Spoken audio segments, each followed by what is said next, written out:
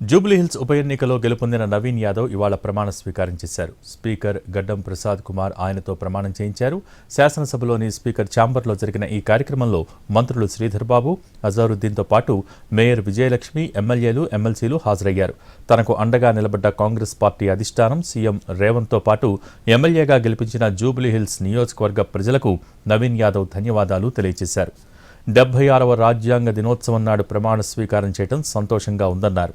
ప్రజా సమస్యల్ని పరిష్కరిస్తూనే నియోజకవర్గ అభివృద్ధికి కృషి చేస్తానని పేర్కొన్నారు. ప్రమాణ స్వీకారం జరిగింది. కాన్స్టిట్యూషన్ డే రోజే నేను ప్రమాణం చేయడం చాలా సంతోషంగా ఫీల్ అవుతున్నాను, అదృష్టంగా భావిస్తా ఉన్నాను.